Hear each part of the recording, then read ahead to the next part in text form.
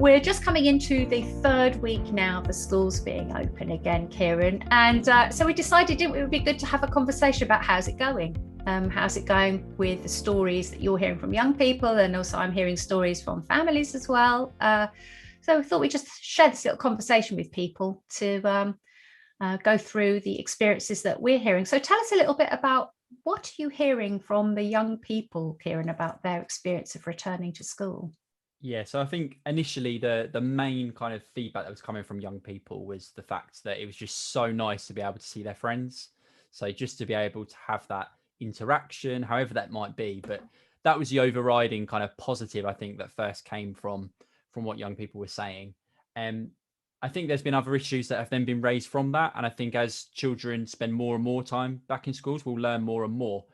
But initially, I think because of how children have had to communicate throughout this difficult period, social media and the problems that are then associated with technology have then kind of arisen once children have come back to school. So there has been issues around how children have actually communicated with each other, whether that be kind of leading towards bullying, those types of issues, where children maybe at a much younger age are starting to access more of the kind of apps and popular things that are out there. So that in itself brings along its own kind of challenges. And I think from speaking with young people, it is about just having the awareness amongst their peers.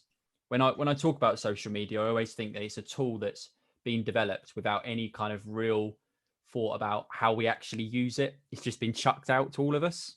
And I think that's something that's important. Sorry, Sue. Yeah. No, I was just thinking that, we've all, everybody in the world has been reduced to understanding and communicating with each other via digital technology and social media. And I think we live in a quite a divisive time, don't we, with lots of different views. And I think for the adult population, we're having to go face the prospect of seeing people in person, where we followed them on social media here and thought, I don't really like what they're posting or what they say or the views that they hold, and then having to go back and see them face to face. I think that's difficult for adults as well. For young people, that's enormously complicated, isn't it? And of course, we're talking about a population of young people who have additional needs, maybe issues around social communication. So trying to make sense of all of that and then get back into the social environment again is really quite difficult, isn't it? But also I'm thinking that young people have been at home in their comfort zone, in the quiet for ages, and then having to go back to school, which is not quiet and comfortable. It's noisy and busy, and there's this whole sensory environment. What are the young people saying anything about that, Kierran? Yeah, that's come out really loud as well from young people, has been that difference between being in your own environment, being able to control the variables that are around you. And as you kind of said there, in your safety zone or safety blanket, whatever, however we're going to describe it, to then going back to having to be around a lot more children who are all quite excitable, seeing their friends, which is great to hear, but it does have that knock-on effect, as you said. So I think it's about flagging up, there are particular children with sensory needs, and they need to be taken into account. It's a massive sensory change for lots of young people.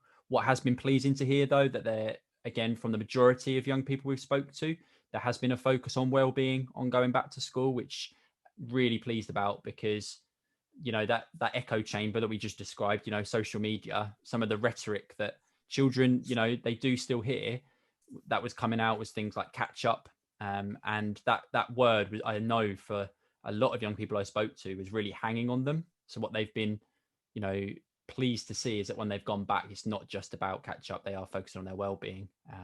But overall, that well-being does come back to sensory needs and individual things that young people might need. So hopefully, schools have got a massive job. I think it's a good point to say that as well. And I know teachers have been working tirelessly. But it is important to flag that up, that those needs they haven't disappeared just because they've been in lockdown. Well, and I'm sure that teachers feel the same as the children, that they've also been working from home for a long time, haven't they, and working in a very different way. It's a big adjustment for the teachers as well, and at a time like this, it's a massive undertaking, and thinking about the well-being of every individual in the class. So schools have a heck of a job to do there, don't they? I think that what you've touched on there is this issue about well-being and mental health is going to be something that we're not really going to see the full effects of that, I don't think, immediately. Although certainly the work I'm doing, I'm seeing the effects of that already.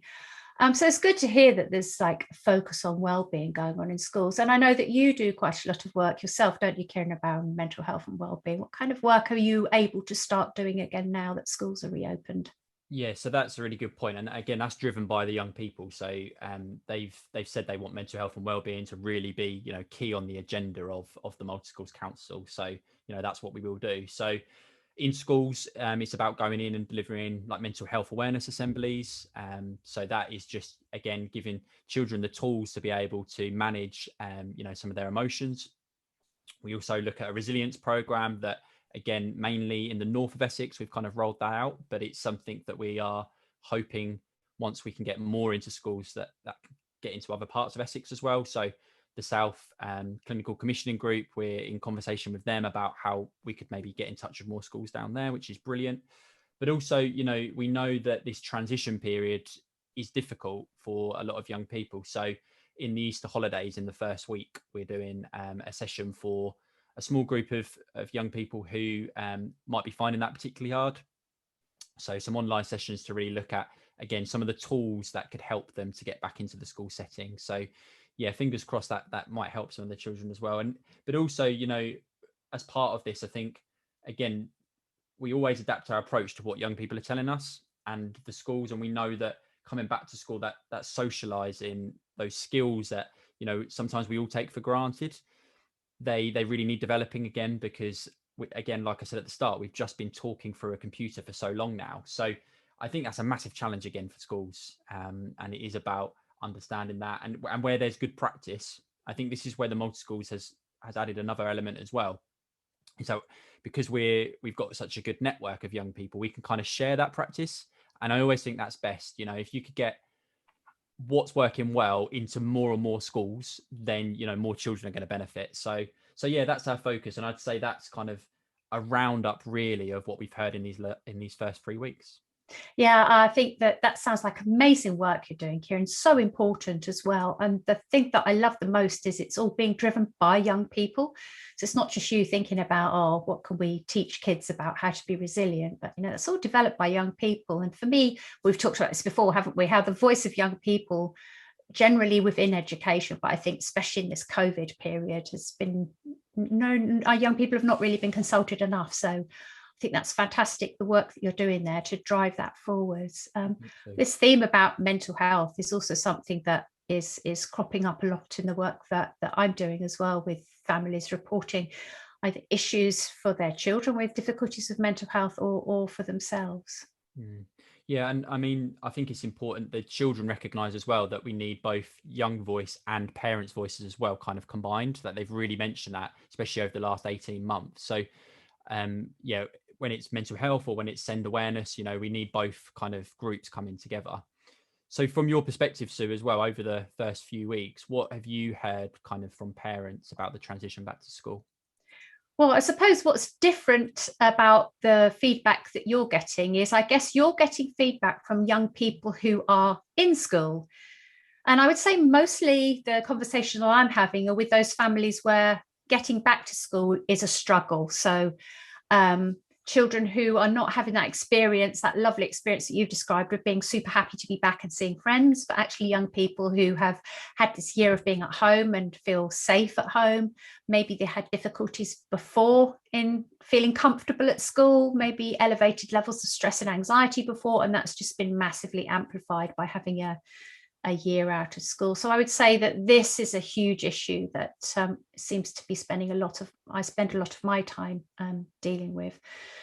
I think it's also fair to say that I know there's loads of great work going on in schools. I know schools are working super, super hard, and I do hear examples of schools being really, really fantastic. But I'm also aware that the people that turn to me are not really turning to me because they want to tell me about the fantastic experiences they've got to share. Mostly they come to me because they need help with something.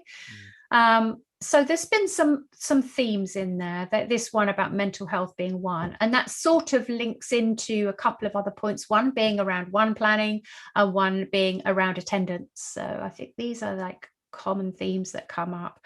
I would say that where there has not been good enough one planning for the young person, and there's not good enough one planning for them to go back, that's where those young people are really struggling to get back into schools. Yeah, one planning seems to be such a hot topic, doesn't it?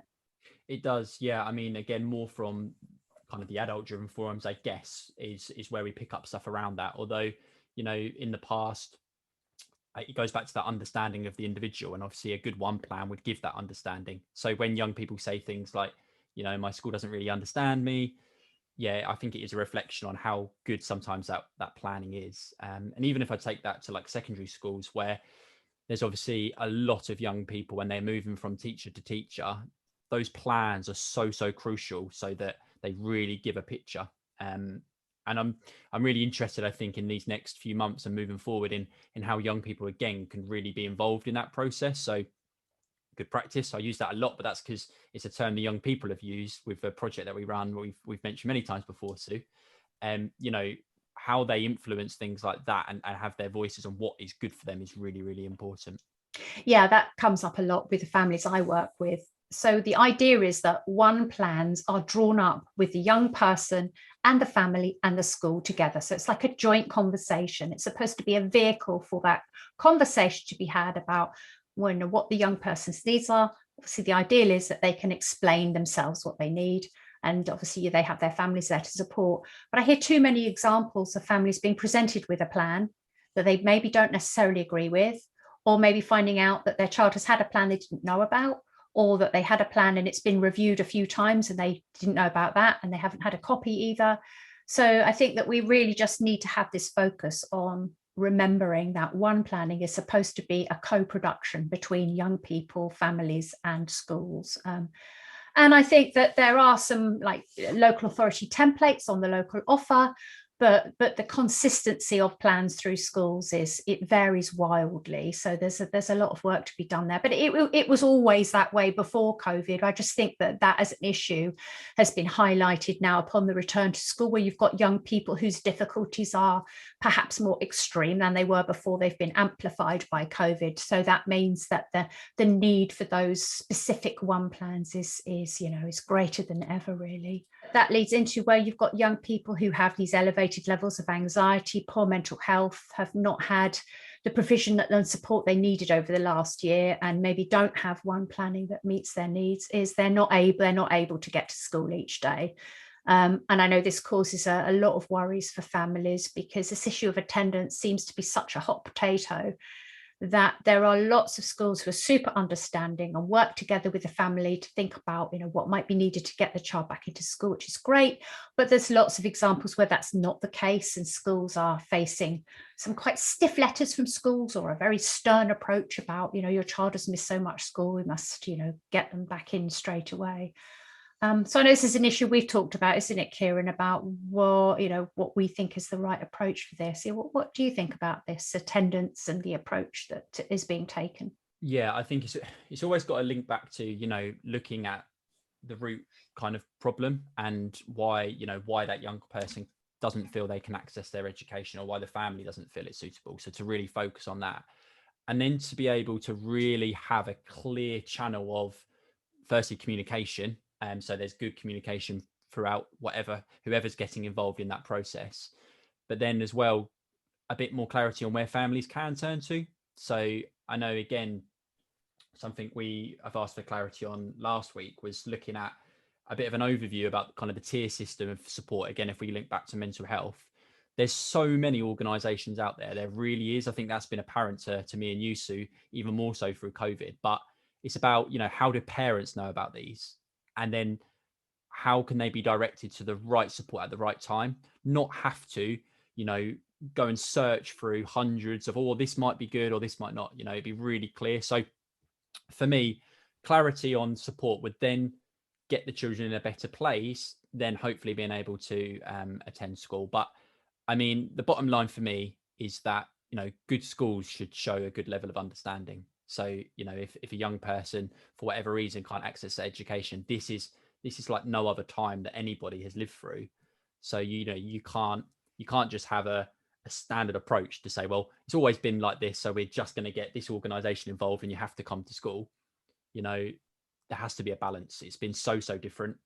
So yeah, I think that's my general thoughts really, Sue. it's something to keep working on, I think, definitely.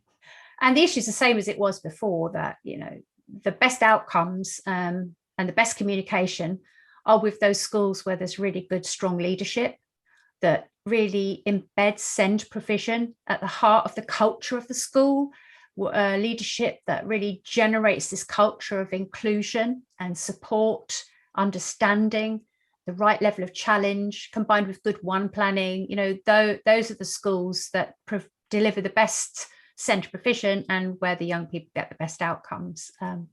So I think that's definitely a focus for the future, isn't it? Making sure that all schools have that same level. And, you know, I know that's what the idea is with the new SEND structure, with the cluster teams around schools, to try and address that issue. But that's what we really need, isn't it? High quality support for all young people and their families. And being in touch with the young people as well. So, you know, the people that are in those positions being able to really say, you know what, I had some really valuable conversations with young people today. You know, it doesn't always have to come through groups like the Multi-Schools Council. You know, like you said, there's a structure there where, you know, if used really well, that could be used to actually really communicate with young people. I think we've always got to remember that it has to be at the heart of what young people are saying, because they're the ones that are receiving the service, if you like. So it's got to be, you know, in touch with what they think. And the only way you can be in touch is if you speak to them.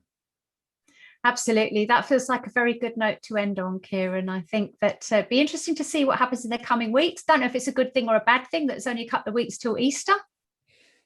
Yeah, we weren't sure on that, were we?